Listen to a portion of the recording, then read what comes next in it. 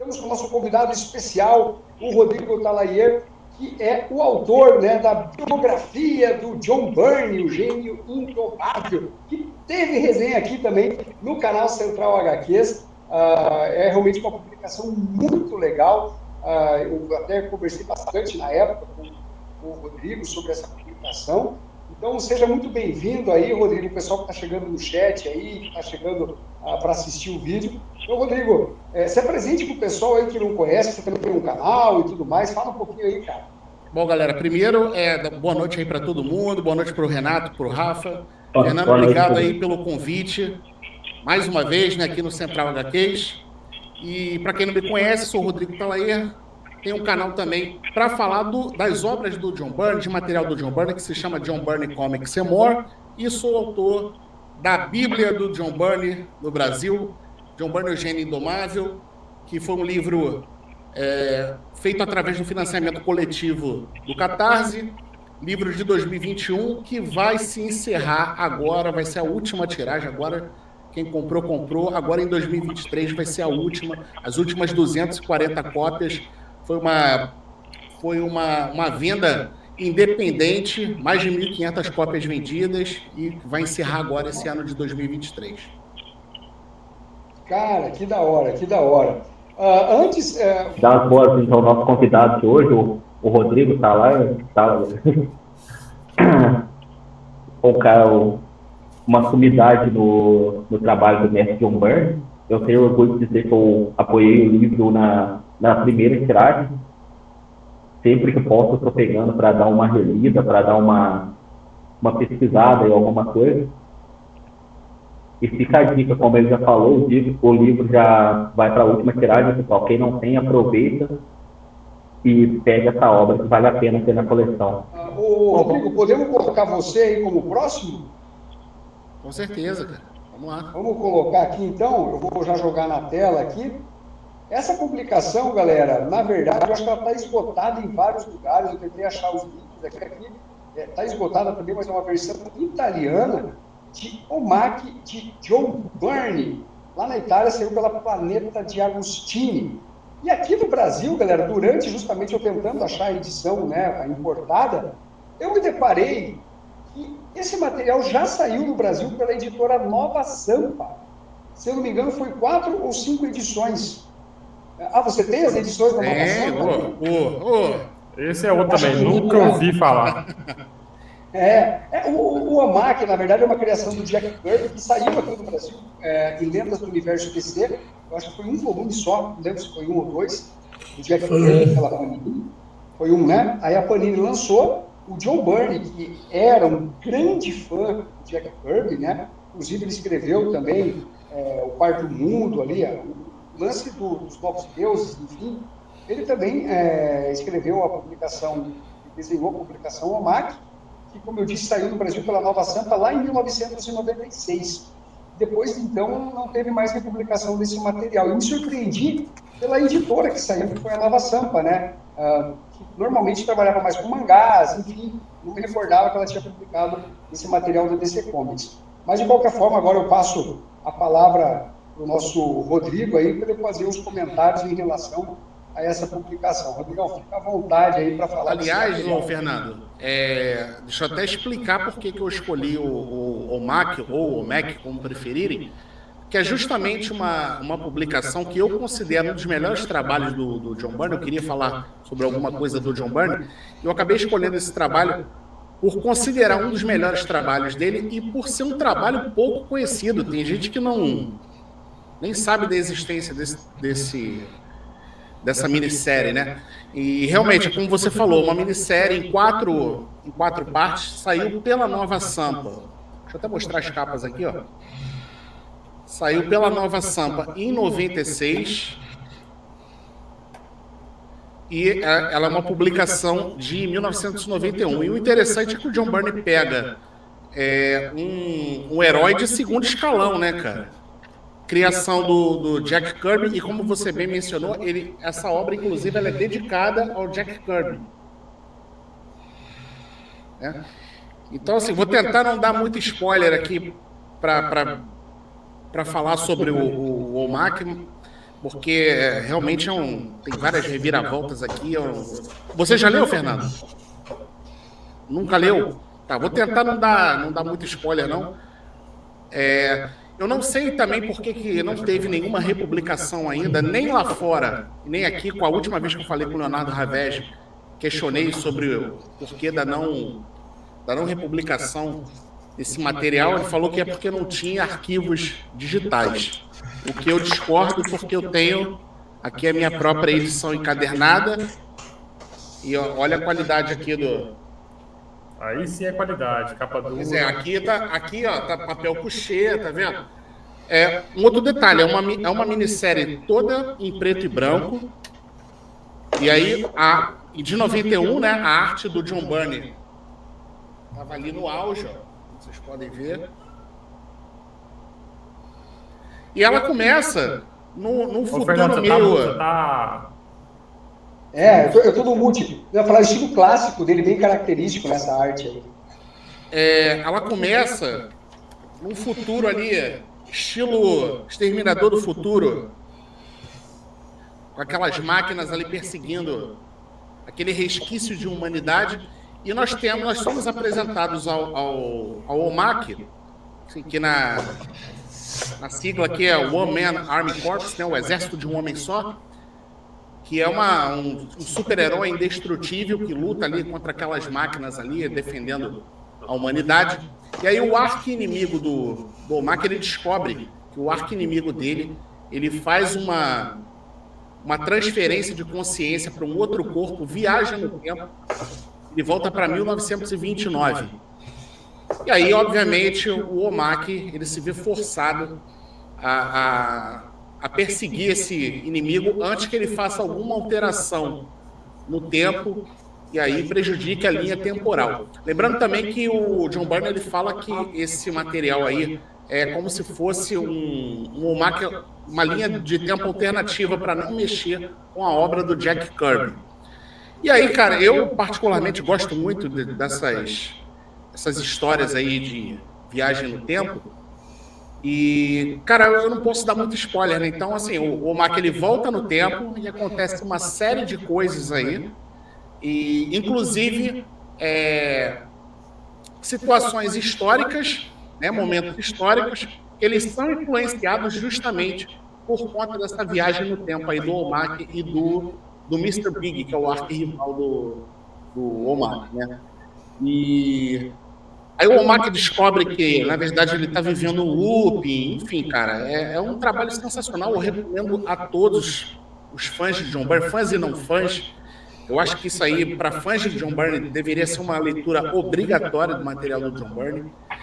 Infelizmente, só foi publicado aqui no Brasil em 1996 pela editora Nova Samp e depois nunca mais viu a luz do dia. Se dependesse de mim, eu pegava esse encadernado aqui e colocava no Catarse, mas como eu não quero ganhar um processo...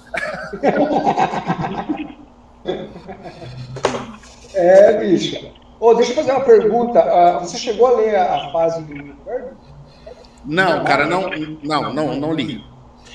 Não, é porque eu ia perguntar se tinha muitos elementos do Kirby. Provavelmente sim. Provavelmente sim, Fernando, provavelmente sim. Porque apesar dele querer respeitar, o que foi bem interessante, né, que você falou, uma outra linha e tal, com certeza, até porque é dedicado ao Jack Kirby, ele deve ter feito realmente várias homenagens e tal.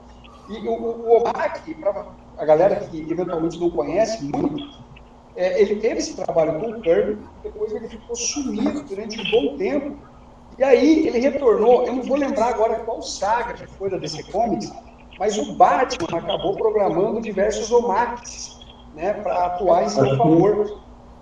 Foi nos 952, foi, Fernando? Eu acho que foi nos 952, ele perdeu o controle dos OMACs, e aí deu toda uma confusão e tal. Foi uma espécie até de resgate dos OMACs que estavam ali bem sumidos, né? Não era um OMAC só, eram vários, então, e até com um estilo um pouco diferente e tal. Até o Alberto brinca aqui, fim dos dias, será que tem fim dos dias? Eu acho que não, Alberto. Mas pode ser, eu realmente não me recordo. Aqui, ó, o Rodrigo foi generoso, o segundo escalão é muito para o OMAC é o quinto escalão para baixo, realmente. Tipo isso, o terceiro e quarto escalão aí mesmo. Mas, Rodrigo, a gente costuma dar uma nota aqui no canal, cara, para as publicações. De 0 a 10, cara, que nota você daria aí? Cara, eu dou nota 10. Eu acho que é um trabalho que todo mundo precisava ler.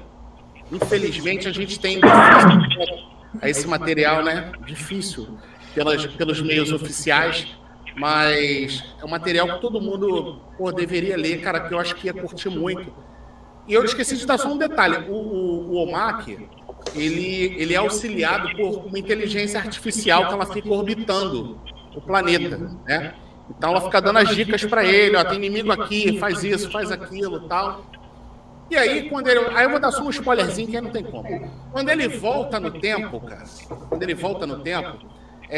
eles conseguem voltar no tempo porque o Mr. Big, ele volta no tempo porque ele cria uma máquina do tempo.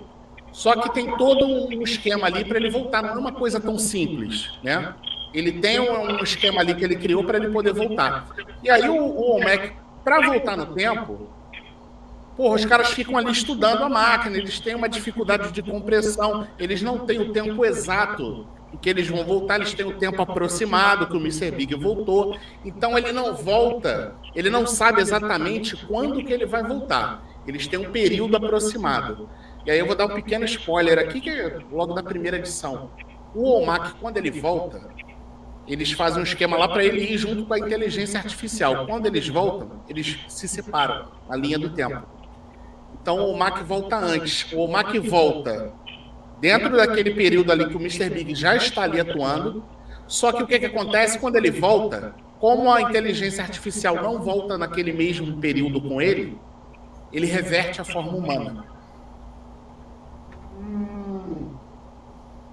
Ele acaba revertendo e ele volta a ser o Buddy Blanks.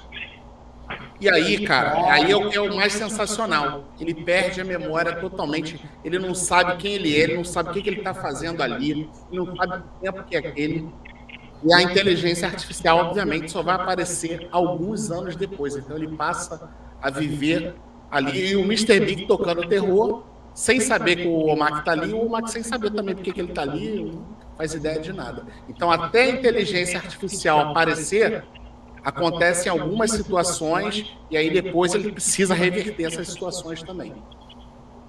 Ah, show de bola. E a nota você falou nota 10. Cara, eu dou uma nota 10, para mim é um dos melhores, se não o melhor trabalho que o John Byrne já fez, cara. Eu acho que ali ele recebeu um toque divino e falou, vai meu filho, aqui agora tu vai fazer o melhor trabalho da tua vida. Putz, que show, cara. Panini, por favor. Panini, fica a dica, tá aí, ó. Se precisar de arquivos digitais, é só falar comigo. Até os arquivos digitais. Essa foi boa. Mais alguém leu o material aí, galera? Não. Mais alguém? Não sabia da existência. Fiquei muito curioso. Ô, Fernando, ó, aproveitar aqui que o Márcio deu spoiler, eu fiquei mais à vontade. Eu queria só dar um spoiler, que é o seguinte, cara. O OMAC depois... Só um spoilerzinho. O John Byrne, ele fez um negócio que eu achei maravilhoso. Eu achei sensacional, cara. O OMAC, depois que ele volta no tempo, depois que ele se reúne com a inteligência artificial que auxilia ele, aí ele recobra a memória, obviamente, mas ele tá meio desnorteado ali naquele mundo, né? Porque aí a memória dele zerou de novo. É como se ele tivesse acabado de chegar lá do futuro que ele estava, né? E aí, a inteligência artificial fala assim para ele, cara, eu vou dar uma escaneada no mundo, né, para ter mais informações. Faz o seguinte, vai aí para esse prédio aí que tem aí, que eles chamam de hotel, e pede um quarto. Fala que você quer alugar um quarto. Aí ele, tá bom. Aí ele vai para lá, fala, olha, eu quero alugar um quarto. Aí ele dá a inteligência artificial, ela cria o dinheiro para ele, né? Ela materializa o dinheiro, ele vai lá, paga o recepcionista lá e ele vai para o quarto. E aí a inteligência artificial fica aí esperando, mais ou menos daqui a 1 hora, eu já devo ter o panorama para te passar tudo para a gente poder ir atrás do Mr. Big. E aí, cara, bate na porta dele uma prostituta. E aí ele, porra, quem é essa mulher aí batendo aqui? Aí ela, você quer meus serviços? Aí ele, vem cá, entra aqui. Só que ele não tem a menor ideia do que a mulher tá fazendo ali, né, cara? E ele bota a sentada na cama e ele fala assim, olha, eu vou te... Aí a mulher, olha, se você quiser, eu cobro $2. Aí ele falou assim, vou te pagar muito mais, mas eu quero que você me conte tudo sobre esse mundo. Aí a mulher começa a contar da vida dela e o Womack começa a se interessar. E aí ele fica, mas por que isso? Mas por que aquilo? Mas por que sua mãe te tratava desse jeito? Mas por que você isso? Por que você aquilo? E aí ele fica lá, o tempo que a inteligência artificial leva, a mulher fica conversando com ele lá. Aqui, ó. E aí, cara, veio o que eu achei a genialidade do John Byrne foi o seguinte. Quando a inteligência artificial chama o Max, já beleza, já escaneei tudo, vamos embora fazer a nossa missão. Ele simplesmente larga a mulher lá. E aí ele vai viver a vida dele, ele vai lá salvar o universo. E aí, cara, quando o Womack resolve tudo, que ele termina lá o que ele tem que fazer, né? Quando vou dar mais spoilers ainda. O que ele faz? Ele volta lá nessa garota de programa, nessa prostituta, e ele resolve contratar ela como a governanta lá da casa dele, né? Ele como civil, ele contrata para tirar ela da... Ele se sensibiliza com a vida que ela teve, com tudo que ela passou, né? Que ela contou para ele, e ele volta lá e ele oferece um trabalho para ela, falou, olha, eu quero tirar você daqui. Isso a gente só fica sabendo depois, né? Porque aí aparece no futuro. E aí ela fala para ele que ela é grata por ele ter tirado ela da vida, né? E por ter dado um pouco mais ter dado dignidade para ela, coisa que ela não era respeitada, enfim. Isso eu achei de uma genialidade do John Byrne, que é um negócio, cara, tão ínfimo, mas o cara colocar dentro da história que não tinha nada a ver, uma história de viagem no tempo, lance futurista, e o cara coloca esse toque aí que ele deu. Acho que isso eram essas pequenas coisas dentro das histórias que ele escrevia, cara, é que eu acho que dão esse toque de genialidade na coisa toda. Show. O John Byrne, o pessoal fala um monte de merda dele, mas foi o cara que criou a Tropa Alpha. Tá? Depois você pesquisa quem são os membros da Tropa Alpha, para vocês verem aí que ele é de um conservador de direita e tal, e foi o cara que fez a diversidade chegar de uma forma mais forte na Marvel Comics, foi justamente o John Byrne. Isso em 1983. Então, o fato de você ser de direita, conservador, no caso do John Byrne, em nenhum momento mostrou que ele seria contra um personagem gay, que foi ele que criou, contra uma diversidade, enfim, só para deixar pontuar isso daí, que é um cara realmente à frente do seu tempo.